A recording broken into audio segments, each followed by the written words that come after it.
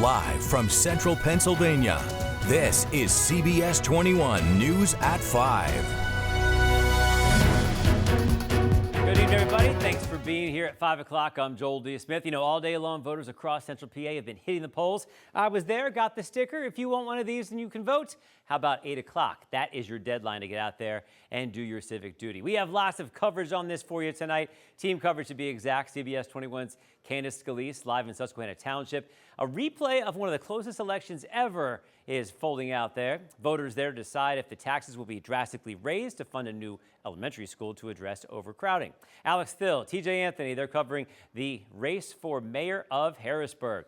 And then you have Maxine Rose in Dauphin County asking voters about the real influence of someone who's not in Pennsylvania today, the president, Donald Trump. Let's start with Candace Scalise. Candace. Hey, Joel D. Well, you're exactly right. There is a very important ticket item here in Susquehanna Township. Let me just show you one of the signs. Now, this is just one side, but it says, "Vote no, stop the tax hike. Susquehanna Taxpayers United." All of this is about building a new elementary school. So they voted on this last year. And basically what the proposal is to essentially double the tax so that they can provide a school building for elementary school students. Right now, a lot of those students are in trailers. There are about 14,000 people who showed up to vote last year on this. There was only a 37 vote difference. I spoke with a man just moments ago. He doesn't have kids in school right now, but this is why he says he's for the tax hike. I mean, I know from the past, I've been in school districts where they have oversized classes and they have used trailers, and for some reason they're not well heated, or in the summertime they're not air conditioned. So that makes it maybe hard for those kids to learn because they really can't concentrate.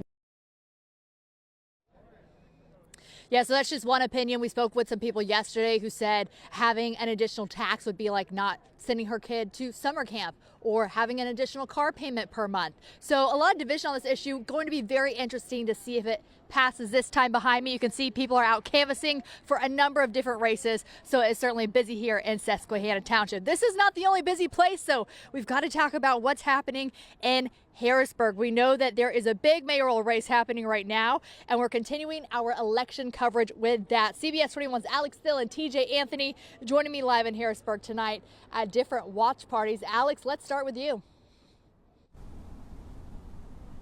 Yeah, Candace, I'm here at the Camp Curtin Elementary School, which is one of the polling locations here in Harrisburg, and campaign staffers tell me voter turnout has already surpassed the primaries and there's still a few hours left before the polls close. Now, voters I spoke with today might disagree politically, but tell me they're united in their belief that everyone should exercise their right to vote. And what are you hoping to see in the city of Harrisburg? Change. We need to get these roads together. Let's start there. And who do you think is the person to help do that? All of us. All of you? Yes, that's why I'm here voting. I'm doing my part. This is my job, so everybody else needs to do theirs. I think it's very important for everyone to exercise the right to vote, especially if they have a right to criticize how things are going in the community. And Camp Curtin, like the rest of the polling locations, closes at 8 o'clock tonight. We'll be back with more from this location at 5:30. For now, let's send it over to TJ Anthony, who's also in Harrisburg. Hey, Alex, it's interesting hearing from those voters there. I'm live outside of the Susquehanna Art Museum in Harrisburg, where voters are going in and out those doors right now, casting their ballot, and democracy is taking place today, right now, as I speak. In just hours, we will find out who will become the next mayor of Harrisburg, incumbent Mayor Wanda Williams or the city's treasurer, Dan Miller. Now, what's interesting about Dan's case is he actually lost the primary. Now, because of that, he's running on the Republican ticket. Now, we don't know, though, if that's going to help or hinder him moving forward, but still, it's anyone's race. I mean, there are a lot of voters up for grabs still. There were a lot more candidates during the primary, like Lamont Jones, Tone Cook, as well as Lewis Butts. Lamont Jones alone had around 1,000 voters vote for him, so those voters are also up for grabs too. But despite all of that, Mayor Wanda Williams is still pretty confident that she's going to win. In fact, she's already declaring victory. Take a listen to what she had to say when I spoke to her within the last hour. I'm claiming the victory over. This is a rematch. Well, I wouldn't say it's a rematch because I've already won. I won. I had the position. Let me be very honest with you. I've never worked with Mr. Miller at all because he's never worked with us. He's never there. In the last 6 or 7 months that we've been campaigning, I have never seen him, not one time. I'm at work every day, and I'm there to 6:30, 7 o'clock every day. I've never seen Dan Miller come into the building. And so that was Mayor Williams describing how she'll try to work with Dan regardless of who wins the election moving forward. Now, we had a long conversation, and Mayor Wanda Williams also did tell me that after this she's going to take a break, and she's actually going to take a week off and come back to office on Tuesday. And like I said, Dan Miller is running on the Republican ticket. Now, he doesn't know if that's going to help or hinder him. That's still to be determined right now. But hear what Mayor Wanda Williams had to say about that coming up at 6 in our next hour. For now, reporting live in Harrisburg, I'm TJ Anthony. Candace, back to you. TJ, Alex, really interesting mayoral race in Harrisburg. Today, we also wanted to know how much impact is President Donald Trump having on today's voters? That's a question we're asking after the president called on Pennsylvanians to vote no on the Supreme Court retention races. CBS 21's Maxine Rose going to multiple polling locations today to find out how voters feel. Maxine, what are they saying?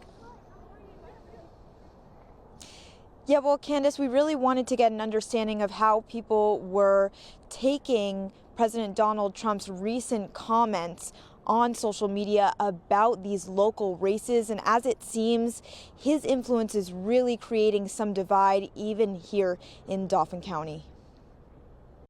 I try and avoid anything that he has to say and generally would be doing the exact opposite of whatever he's implying. I agree with what he's doing, so I am voting for what he recommends, going with his policies. I think there's a lot of hate for him, and I don't understand why. Well, in that post on Truth Social, President Trump laying out why he thinks Pennsylvanians should vote, quote, no, no, no to the retention of 3 Supreme Court justices. That's what we're talking about here. Governor Josh Shapiro hitting back to that in his own post, writing, quote, Donald Trump has zero credibility when it comes to the rule of law. But despite all of this back and forth online, some tell me today it's really the issues themselves that matter, that should matter more than party affiliation. It's 2025. We, the people, the little people, we don't have room to play games, especially when it comes to decisions that are going to affect our income, the taxes being raised. So we spoke with so many of you tonight around Dauphin County, but we also want to hear from you at home. If we missed you today, you can go to our website and our Facebook page. You can chime in there. We're asking you and looking forward to hearing what you have to say. Reporting live in Grantville, I'm Maxine Rose, CBS 21 News. Maxine getting the pulse for us. Thanks so much. All right, I want to check in with Grace Ruffalo right now because there are several issues that are impacting polling places in Chester and Dauphin counties. Right now, Grace Ruffalo joining us live in Lower Paxton Township. There's a threat at a building impacting people at that location. Grace, what have you found out? Yeah, hey Candace. So I'm just down the street from Paxtonia Elementary in Lower Paxton Township, where officials say that the facility was on lockdown due to a threat. That's all according to officials. So one man I spoke to said that just before 3 o'clock today, there was an announcement over the loudspeakers saying that there would be a lockdown due to threat, and people were stuck in place during that time. He told me that Lower Paxton police were on the scene, and around 3:20 an announcement came back on saying that the lockdown is over and doors had reopened. I asked that official what he thought when he heard about this threat. Take a listen to what he had to say. Thankfully, school wasn't in session today. It was an in-service day, and so no children were around. And, unfortunately, it kind of just sounds like somebody trying to influence the outcome of an election. And it's disappointing every time that you see something like that happen. And that man you just heard from told me that during the lockdown, a number of voters were unfortunately turned away. But the polling place has since reopened, and voters are welcome to come in and vote. Reporting live in Lower Paxton Township, Grace Ruffalo, CBS 21 News. Grace, thank you. It's an exciting night for all of our local elections in Carlisle. Earlier today, I was told there was a very steady stream of folks here in Susquehanna Township at this elementary school. A lot of people canvassing and a lot of folks turning out too. Polls close at 8 o'clock. We're going to have more live coverage coming up in just a few minutes. And now let's check in with Joel D. Smith back in the studio. All right, good stuff out there. Thank you very much. Let's talk about Chester County. You know, you mentioned that as another spot that has some problems right now. The names of thousands of third-party voters and independent voters as well, not included in the poll books county-wide. So officials say that impacted more than 70,000 people who then had to vote with provisional ballots, but they didn't have enough of those. So they were waiting to get more ballots sent to each polling location. That has taken time. Officials say the Chester County Voter Services is conducting a formal review to determine how those voters were left off the books. But in the meantime, they are waiting around some of them to get the provisionals so they can vote today. How do you know it's Election Day?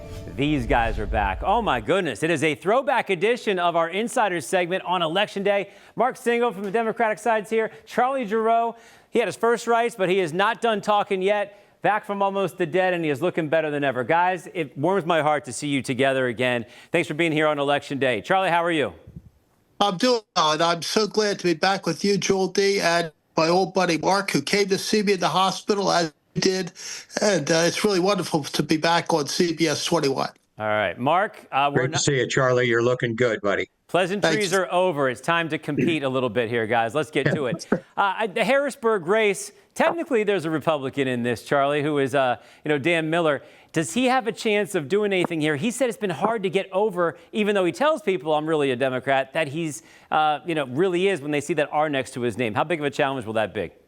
It's a big challenge. I mean, he is a Democrat, and I think a lot of Republicans know that.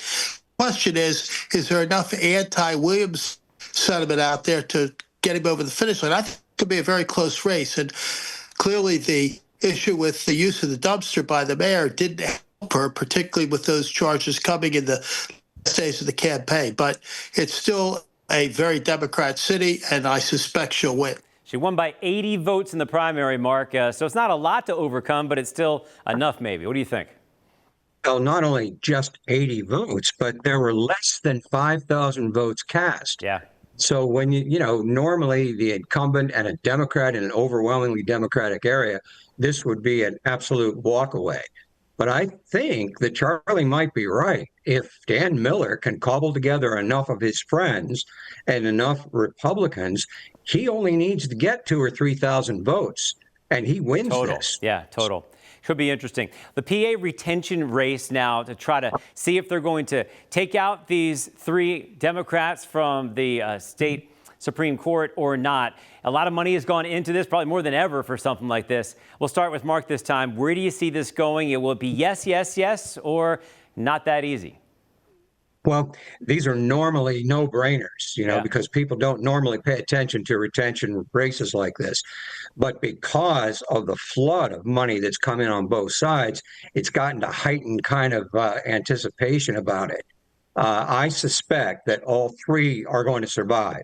And there's going to be yes, yes, yes to retain 3 judges who have demonstrated very, very quality decisions and have the highest possible ratings by the Bar Association. So there's really no reason to throw them out of their seats. Charlie probably I think has that they're a going to reason. survive it. Charlie probably has a reason. What would that be to get rid of them, you think? Well, I think there are plenty of reasons to get rid of them, but Mark isn't wrong.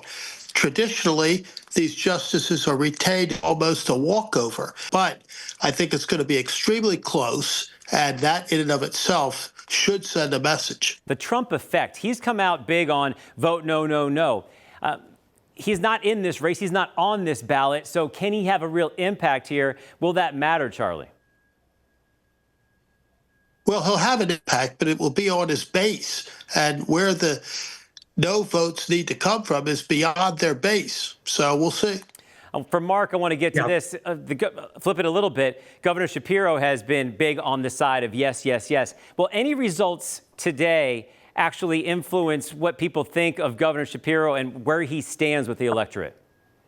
Yeah, this could be a reset election for the Democrats, not just the retention votes in Pennsylvania, but what's happening in Virginia and in New Jersey and in California. And it's very much with Trump in mind.